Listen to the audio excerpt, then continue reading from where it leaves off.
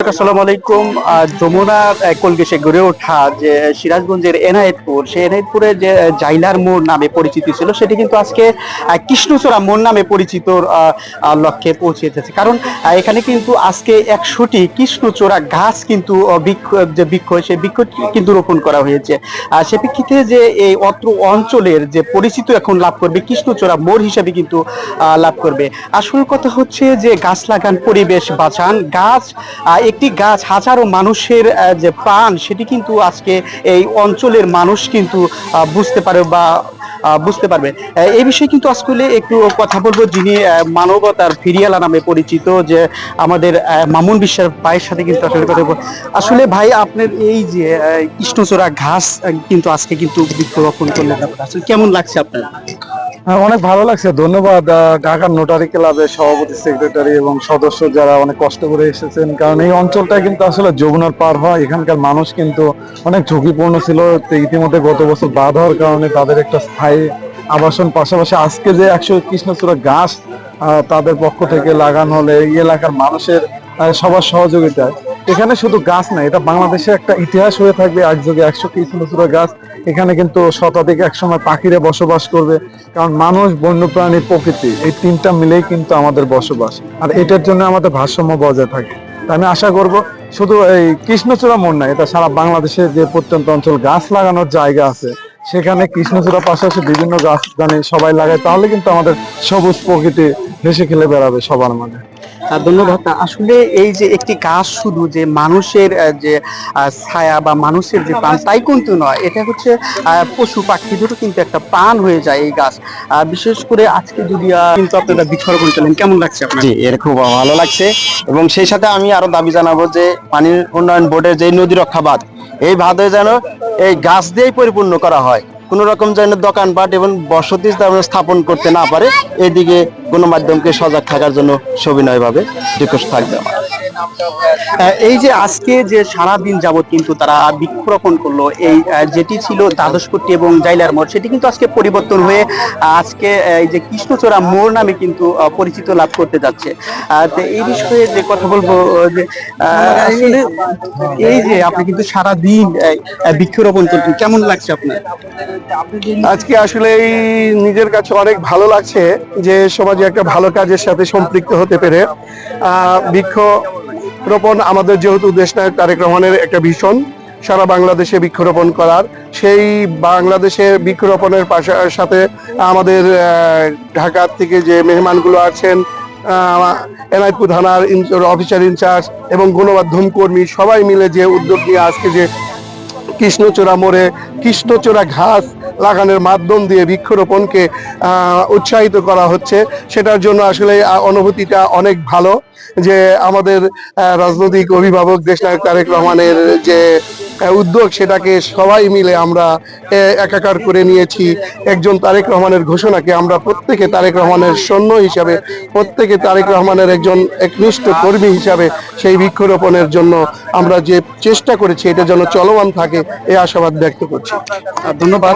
এই পর্যায়ে কথা বলবো, যারা আজকের এই বৃক্ষরোপণ কর্মসূচিতে যারা সম্পূর্ণ বৃক্ষটাই তারা দিয়েছে এই কৃষ্ণচূড়া মোড়ে, 100টি কিন্তু কৃষ্ণচূড়া গাছ কিন্তু তারা দিয়েছে। তার সাথে কিন্তু একটু কথা বলবো, আসলে এই যে আপনারা দূর সেই ঢাকা থেকে কিন্তু আসছেন, এই কৃষ্ণচূড়া প্রান্তিক একটা পর্যায়ে কিন্তু আপনারা আসছেন, কেমন লাগছে এবার?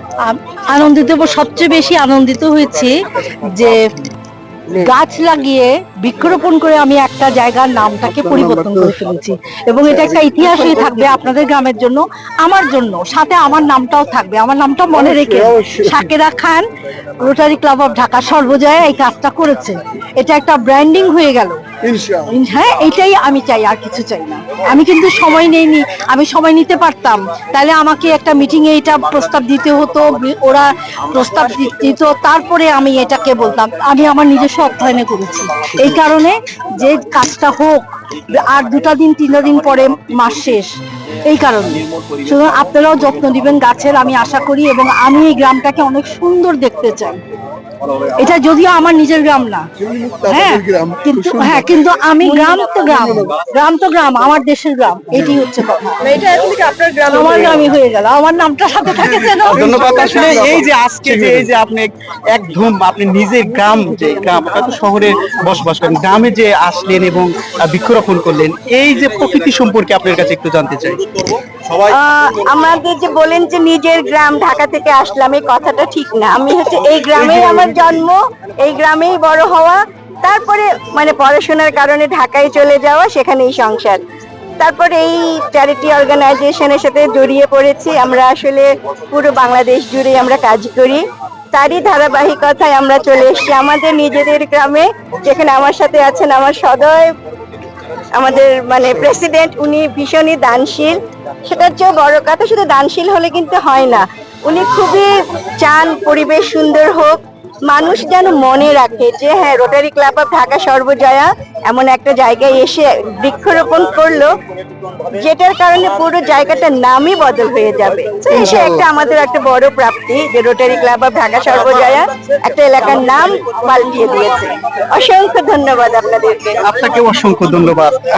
আসলে এই পর্যায়ে যদি কথা বলবো, যিনি হচ্ছেন প্রাকৃতিক নিয়ে কাজ করেন, যার অবদানটা এই অঞ্চলের সর্বোচ্চ, তার সাথে কিছু কথা বলবো যে আসলে এই কেমন লাগছে, সারাদিন কিন্তু আপনি বৃক্ষরোপণ করেছেন এবং দেখছেন, এটার উদ্যোগ নিয়েছেন, কেমন লাগছে? Thank you very much, fantastic অনুভূতি। বিকজ পরিবেশের ভারসাম্য রক্ষার যে কাজ, পৃথিবী যেখানে আসলে গ্যাংগ্রিং হয়ে গেছে, পৃথিবী যেখানে ক্যান্সার হয়ে গেছে, সেই পৃথিবীর ক্যান্সারকে মুক্ত করার লক্ষ্যে যে ডেভেলপমেন্ট গুলো পৃথিবীতে এখন উদ্যোগ নিয়েছে, তার মধ্যে বৃক্ষরোপণ অন্যতম। তো এই ধরনের একটা বৃক্ষরোপণের সাথে যুক্ত থাকতে পেরে I am so much happy. এবং এখানকার মিডিয়া ব্যক্তিত্বরা যেভাবে সাহায্য করে এটাকে বাস্তবে রূপ দিয়েছে, এটার জন্য আসলেই কৃতজ্ঞতা প্রকাশ ছাড়া আমি এই অঞ্চলের নাগরিক যারা এই বৃক্ষরোপণের সাথে সম্পৃক্ত আছে, যারা গাছ ডোনেট করেছে, যারা গাছ লাগিয়েছে, যারা এটা পরিচর্যা করবে, সবার প্রতি অসংখ্য ধন্যবাদ এবং কৃতজ্ঞতা। Thank you so much. ধন্যবাদ।